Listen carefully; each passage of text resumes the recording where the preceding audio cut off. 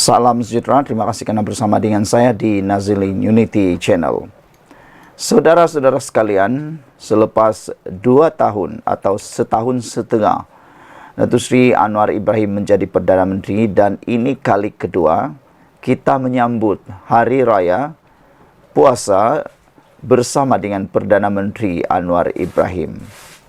Apa yang membezakan Anwar Ibrahim dengan Perdana Menteri yang lain? Saudara-saudara sekalian, mengejutkan apabila rumah terbuka Aidilfitri 4 Perdana Menteri, ini ceritanya yang ramai tak tahu. Dan pastinya, walau di luar sana, para pentaksub dan juga para hater Datuk Seri Anwar Ibrahim tidak akan bersetuju dengan perkara ini. Tetapi ini realiti dan faktanya yang tidak boleh disangkal atau dinafikan oleh sesiapa. Rumah terbuka Aidilfitri 4 Perdana Menteri sebelum ini termasuk Anwar Ibrahim, ini sebenar ceritanya. Sepanjang Syawal, pastinya banyak jemputan menghadiri rumah terbuka akan diterima oleh golongan masyarakat di negara ini. Lazimnya, rumah terbuka Aidilfitri Perdana Menteri paling meriah kerana di situ dapat dilihat pelbagai golongan masyarakat berkumpul meraihkannya bersama-sama dengan pelbagai jenis juadah disediakan secara percuma. Bukan sahaja datang menjamu selera, malah pemimpin menganjurkan rumah terbuka bertujuan mengeratkan lagi tali perhubungan antara pihak kerajaan dengan pelbagai lapisan masyarakat. Menurut laman TikTok Pak Dani News, rumah terbuka Perdana Menteri Datuk Seri Anwar Ibrahim tahun lalu dikategorikan sebagai kos terendah berbanding kerajaan sebelum ini. Menerusi infografik yang disediakan, rumah terbuka Anwar yang diadakan di Seri Perdana di Putrajaya membelanjakan kos RM 6.3 juta. Bekas Perdana Menteri ke-9, Datuk Seri Ismail Sabri Yaakob pula membelanjakan RM 11 juta ketika jamuan Aidilfitri di lokasi sama pada tahun 2021. Bagaimanapun, ketika pentadbiran Tan Sri Muhyiddin Yassin pada tahun 2020, tiada sambutan rumah terbuka diadakan. Berikutan dunia dan negara dilanda wabak COVID-19 ketika itu. 2 tahun sebelumnya, iaitu ketika pemerintahan Tun Dr. Mahathir Mohamad, Perdana Menteri ke-7 itu membelanjakan 10 juta ringgit untuk jamuan rumah terbuka beliau. Juga di lokasi sama, iaitu di Seri Perdana. Saudara-saudara sekalian, jika melihat kepada infografik yang ada dalam paparan ini, dibandingkan 4 Perdana Menteri yang menganjurkan rumah terbuka di Seri Perdana. Pada tahun 2018, Tun Mahathir Mohamad membelanjakan RM 10 juta. Manakala Muhyiddin Yassin pada tahun 2020 tiada sambutan rumah terbuka di Seri Perdana kerana Seri Perdana ditutup untuk mengelakkan penularan wabak COVID-19. Manakala pada tahun 2021 ketika Ismail Sabri Yaakob menjadi Perdana Menteri, perbelanjaan rumah terbuka sebanyak 11 juta ringgit. Dan pada tahun 2023, perbelanjaan telah pun menurun secara mendadak, iaitu tinggal sahaja RM 6.3 juta, iaitu penurunan lebih kurang dalam 4 juta ringgit. Dan yang menariknya ialah pada tahun 2024, perbelanjaan untuk rumah terbuka di Seri Perdana yang akan di semasa pentadbiran Anwar Ibrahim bukan sahaja menurun mendadak tetapi menjadi kosong ataupun sifar. Ini kerana baru-baru ini Datuk Seri Anwar Ibrahim telah pun mengumumkan bahawa beliau tidak mahu mana-mana agensi membuat sambutan hari raya secara mewah ataupun secara berlumba-lumba. Dan Anwar Ibrahim juga telah menegaskan, memberitahu bahawa tidak akan ada sambutan rumah terbuka di seri perdana tahun ini. Jadi sebab itulah perbelanjaan untuk rumah terbuka di seri perdana kini menjadi kosong dan Anwar kata dia hanya akan pergi ke negeri-negeri yang lain. Ini satu berita yang sangat baik, dapat menjimatkan uang kerajaan. Bayangkan kalau semua uang ini ditambahkan. Pada tahun 2018 10 juta, 2021 11 juta, dicampur pada tahun 2023, apabila dicampur semuanya, ia adalah berjumlah 27 juta. Hanya untuk perbelanjaan rumah terbuka. Kata netizen, itu bagus, tetapi lagi bagus kalau digunakan untuk pembangunan rumah-rumah miskin, atau disumbangkan ke rumah anak yatim, atau disumbangkan kepada rumah kebajikan sempena hari raya, kata mereka. Kerana selepas makan untuk rumah terbuka itu, kata netizen, sudah selesai. Habis begitu sahaja. Ada juga yang mengaitkan dengan pahala. Netizen memberikan komen, pahalanya berhenti selepas kenyang, kata mereka. Tapi kalau mereka membina rumah-rumah anak yatim, membantu rumah-rumah kebajikan, membaik pulih rumah kebajikan sempena hari raya, mereka kata itu lebih baik. Kita ingin ucapkan tahniah kepada Datuk Seri Anwar Ibrahim atas kebijaksanaan beliau untuk mengurangkan belanja untuk rumah terbuka. Dengan kali ini tidak ada rumah terbuka di seri perdana, tetapi Anwar Ibrahim akan mengadakan jelajah di setiap negeri untuk mengikuti rumah terbuka. Sekian dulu untuk kali ini. Jangan lupa share video ini. Kita jumpa lagi. Bye-bye. Salam sejahtera. Terima kasih kerana bersama dengan saya di Nazilin Unity Channel. Saudara-saudara sekalian, 2 hari yang lepas, ROS telah pun mengumumkan kelulusan pindaan perlembagaan untuk Parti Bersatu. Ada yang bersorak gembira, ada juga yang seakan-akan mula bersedih. Ada mengatakan bahawa 6 ahli parlimen yang belot ini akan kehilangan kerusi mereka. Tetapi rupa-rupanya ini pula berita keputusan ataupun pendedahan, pencerahan malang buat Parti Bersatu.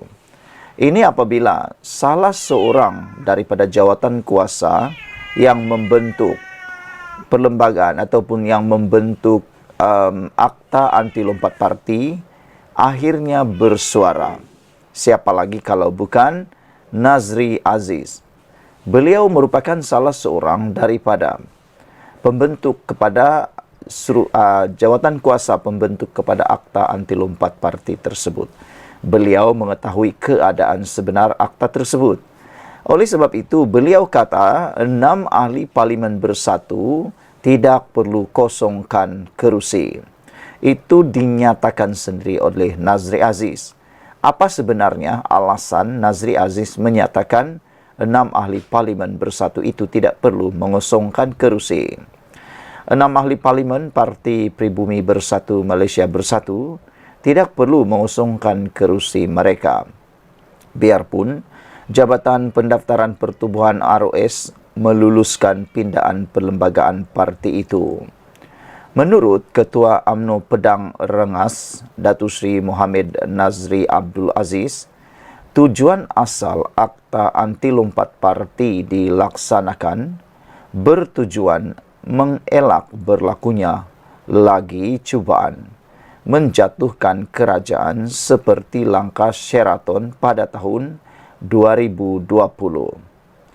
Beliau menegaskan, perkara itu merupakan asas utama. Akta tersebut dicadangkan dan dibentangkan di Parlimen pada tahun 2022. Kata Nazri Aziz, saya salah seorang anggota jawatan kuasa Akta Anti Lompat Parti di Parlimen ketika itu, dan tujuan akta ini digubal adalah untuk mengelak berlaku lagi gerakan seperti langkah Sheraton. Apa yang dilakukan oleh 6 ahli parlimen itu tidak menjatuhkan kerajaan, sebaliknya mengukuhkan, dan mereka tidak pernah mengisytiharkan keluar parti, kata Nazri Aziz. Jadi tidak ada keperluan untuk 6 ahli parlimen tersebut mengosongkan kerusi, kerana mereka tidak melanggar Akta Anti Lompat Parti. Mereka beri sokongan bukan untuk menjatuhkan kerajaan, sebaliknya mengukuhkan kerajaan, katanya ketika dihubungi Esra Awani pada Khamis. Selain itu, tegas Muhammad Nazri lagi, Akta Anti Lompat Parti juga diadakan bertujuan untuk mengelak dari ahli parlimen meraih keuntungan dari kerusi yang dimenangi.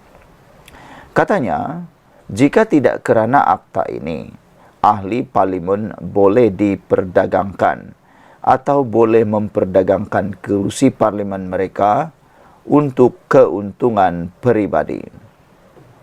Dengan adanya akta ini, mana-mana ahli parlimen tidak lagi boleh meraih keuntungan dengan menawarkan sekian-sekian harga untuk mereka menyatakan sokongan. Jika akta yang ada ini telah menghalang mana-mana ahli parlimen, jadi akta yang ada ini telah menghalang mana-mana ahli parlimen untuk mendapat keuntungan dari kerusi yang dimenanginya, katanya lagi.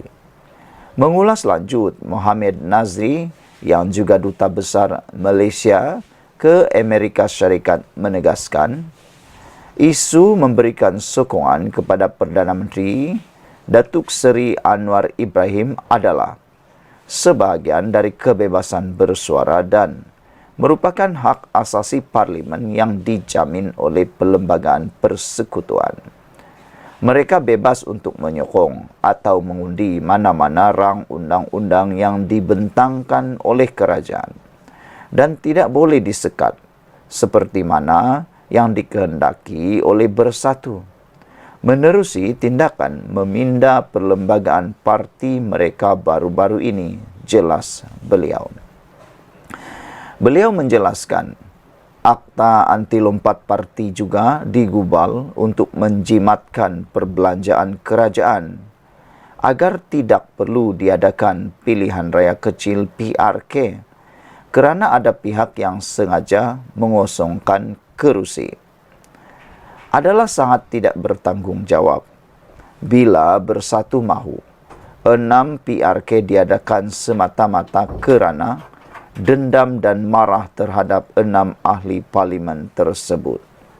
Mereka membuat keputusan menyokong Perdana Menteri Anwar Ibrahim demi untuk kepentingan pengundi mereka tanpa meninggalkan parti. Jadi kenapa Bersatu begitu marah, katanya. Beliau juga menegaskan kuasa untuk menentukan sama ada 6 ahli parlimen itu perlu mengosongkan kerusi atau tidak terletak di tangan yang di-Pertua Dewan Rakyat Tan Sri Johari Abdul. Muhammad Nazri menasihatkan Johari agar meneliti setiap ucapan yang dibuat ketika sesi libat urus dan mesyuarat yang dibuat oleh Jawatan Kuasa Khas Akta Anti Lompat Parti. Sekian dulu untuk kali ini. Jangan lupa tinggalkan komen anda untuk isu yang sangat panas, dan bagi kita pencerahan ini sangat jelas, mudah difahami, dan pastilah mungkin tidak akan disukai oleh Parti Bersatu. Kita jumpa lagi. Bye-bye. Salam sejahtera. Terima kasih kerana bersama dengan saya di Nazilin Unity Channel. Akhirnya hari ini satu lagi kumpulan yang lebih mengetahui tentang undang-undang yang melaksanakan atau pengamal undang-undang, yaitu peguam. Kali ini, satu kumpulan peguam menyelar alasan polis tak siasat Akmal Saleh, Ketua Pemuda UMNO. Kumpulan peguam menyelar pendirian polis yang tidak menyiasat tindakan Ketua Pemuda UMNO Akmal Saleh menghunus pedang samurai atas alasan tiada laporan polis dibuat. Lawyer of Liberty LFL justru menuduh polis terlibat dalam pendakwaan terpilih. Pengarah Zaid Malik berkata tindakan itu bertentangan dengan tugas polis sebagai badan utama untuk memelihara dan melindungi ketentraman awam seperti digariskan dalam Seksyen 3 dalam kurungan 3 Akta Polis 1967. Kata beliau, ini tugas mandatori polis. Mereka tidak boleh pilih satu kes untuk kuat kuasa undang-undang dan tutup mata pada kes lain. Katanya, kegagalan dan atau keengganan untuk bertindak dalam kes Akmal akan menjadi pelanggaran tugas statutori mereka bawa Akta Polis, katanya. Semalam, Ketua Polis Negara Razarudin Hussein dilaporkan berkata, siasatan hanya akan dimulakan sekiranya ada laporan polis dibuat. Akmal pada 14 Mac berkongsi gambarnya memegang pedang samurai sehari selepas tersebar gambar penjualan stoking bertulis kalimah Allah di kedai kekemat. Dia turut memuatkan caption berbunyi, kami tidak akan berganjak dengan pendirian kami. Biar mati berdiri daripada hidup melutut, katanya. Exco Kerajaan Negeri Melaka itu juga masih menganjurkan boikot terhadap kedai kekemat, walaupun sudah banyak gesaan dibuat supaya dia tidak terus memanaskan keadaan. Dalam kenyataan hari ini, Zaid berkata, kenyataan Razarudin itu lemah dan tidak bertanggung jawab. Katanya, polis harus menyiasat jenayah yang berlaku apabila mereka sedar. Katanya, status Facebook yang mengapi-apikan orang ramai itu diketahui kerana menjadi berita nasional. Malah sudah menjadi kebiasaan untuk polis sendiri membuat laporan polis untuk memulakan siasatan, katanya. Perkara itu, katanya, sering terjadi dalam kes melibatkan perhimpunan jalanan dan kes melibatkan Akta Komunikasi dan Multimedia. Kenapa kali ini tidak sama? Soal Zaid lagi. Saudara-saudara sekalian, apa yang amat menggemparkan kita ialah apabila gerakan ini atau tuntutan ini dibuat oleh kumpulan peguam sendiri. Mereka menyelar alasan polis tak siasat Akmal Saleh. Kumpulan peguam ini ialah kumpulan Lawyer of Liberty LFL yang mana mereka mahu supaya polis membuat pendirian yang sama.